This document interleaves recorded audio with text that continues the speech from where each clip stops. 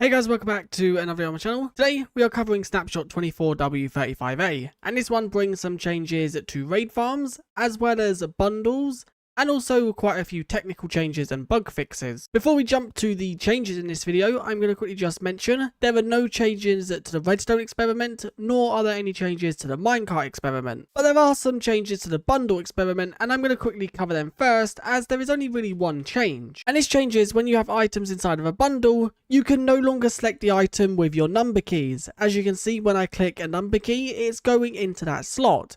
You can now only pick it with your scroll wheel, and that is the scroll wheel on your mouse. And this change was made because people use the number keys to move things into certain slots, like I just did with the bundle.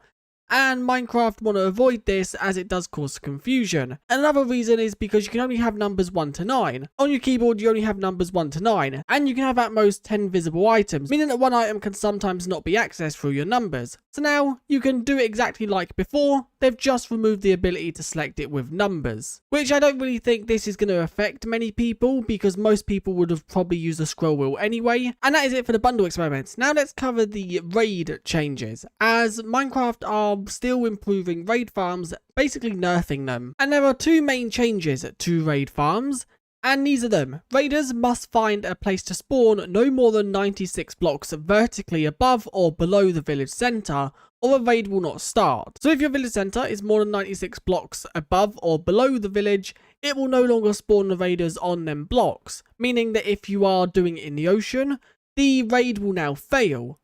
And this is to once again fix raid farms that would spawn all the mobs really high up into the air all at once and instantly complete the raid, meaning that you can farm raids very quickly. And also it is now much less likely for raiders to not find a valid place to spawn.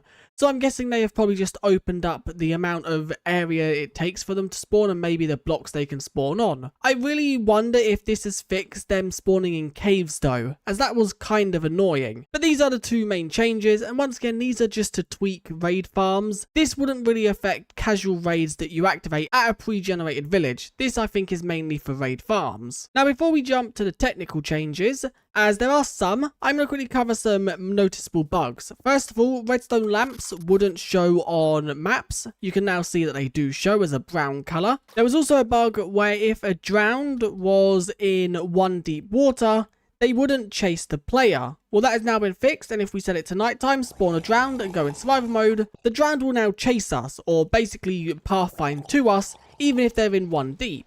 Before, I think it would check if their eyes were in water if they could attack. It seems like now they just have to be in any kind of water. This was a bug that you could abuse by just standing like on a bit of land, and they wouldn't pathfind to you if there was only 1 block deep. There was also a bug where trade alarmers didn't attack certain mobs like zombie variants, also illagers, when they should, because they're protecting wandering traders, and you'll see they now attack these mobs without having to be provoked beforehand. You can see if I quickly just kill this pillager and now have the llama there, if I spawn a pillager, the llama will react first and then the pillager will react back. And I think this is just to defend the wandering trader, although really it's kind of pointless because now you're probably going to find a lot of wandering traders without llamas. One quick little bug that has been fixed: bees inside of beehives and bees nest inside of Nether and End sometimes wouldn't leave the hives. Now it don't say what cases, but it just says that they sometimes wouldn't. So this has now been fixed, so if you have a bee farm inside of the Nether or End, they should now work again. The coast armor trim hadn't had a name update, so it was still called smithing template. That has now been updated to match the rest of the armor trims. A few issues that was added with the resizing of salmons. First of all, if you was to pick up a salmon in a bucket, so let's quickly just do that, it wouldn't keep the size. So let's quickly just get like an extremely big salmon. Let's get this one right here.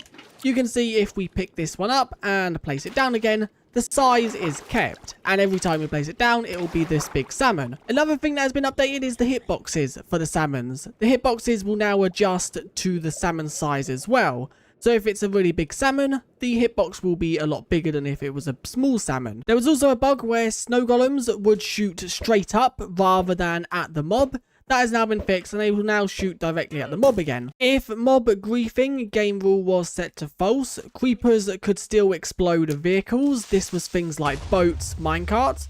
This is now fixed and these will no longer be exploded. There was also a bug where you could bone meal 1 tall seagrass in 1 high water and it would create 2 tall seagrass and create a source of water. This is now fixed and you can no longer bone meal if there's not a water source above it. A change to the bundle is if there is an item inside with a rarity, the rarity will now show when the item is selected. So you can see the heavy core is now showing epic rarity. The use cooldown component uses field cooldown group instead of cooldown underscore group. So this should now be fixed and working as intended. And then observers no longer detect redstone dust powering / unpowering. This is also now fixed. So just quickly showing this cooldown group now that it's functioning as it should. And I did show this off in last week's snapshot, but it wasn't working as intended. So I have given myself 2 goat horns, one in the cooldown group of weapon and one in the cooldown group of custom weapon. So if I now use this goat horn, you can see that it only sets a cooldown for the one I use. But if I was to give myself another one inside of the weapon category, so 2 of these are inside of the weapon, one of them is inside of the custom weapon. If I now use this one, you can see both of these go on cooldown, but this other one doesn't. Now, if you have a item like a goat horn that has a cooldown that isn't in a custom group, they will still all go on cooldown. This new group is purely for custom items inside of maps that you only want players to be able to use one of. So if you have, for example, a shield, a goat horn, and ender pearl, and you want the players to use one of them every 30 seconds, that is now something you can do with this custom group, which I'm going to quickly just show you. So I've given myself a goat horn. If I give myself a ender pearl, and then let's also give myself what else can be consumed. Let's give myself a honey bottle, as they can also be consumed. So now when I use any one of these, you can see all 3 of them go on cooldown. And then to quickly cover the technical changes inside of this week's snapshot, there is the data pack version is now 51. And they've also made some changes to the trial spawner configs. They are now in fields of normal and ominous, and are now defined in the registry trial spawner. And this is just to make it easier for data pack makers to customize trial spawner configs. Entities rotation on the axis is now clamped to -90 or 90 or anything in between. And the loot command now returns an error when dropping a block with no loot table, like air. And they've also removed the special loot table empty, and is no longer defined in data packs. And then they've also once again made more changes to sheep loot tables. Sheeps are now using a single loot table, but the wall is defined in a sub-table called sheep and then the colour of the wall. And mutton is now controlled by their main table. The sub-tables are only for the wall drops. And you can also control the shearing of sheep by a new loot table called shearing and then sheep. And the mushrooms can now also be controlled by shearing and then mushrooms. And there is a new condition for an entity sub-predicate, and this is sheared and colour are the 2 options that you can enter in this. So this is really cool if you want to detect the colour of sheep. But anyway, that is it for this snapshot video. It's a smaller snapshot, but that is intended because they are probably trying to work on the experimental versions. And this is only 1.21.2, so it's also a point update. We should start with big snapshots once Minecraft Live happens, which should happen sometime early to mid-October. But anyway, if you did enjoy this video, do leave a like and subscribe, and I guess I'll see you guys in the next one.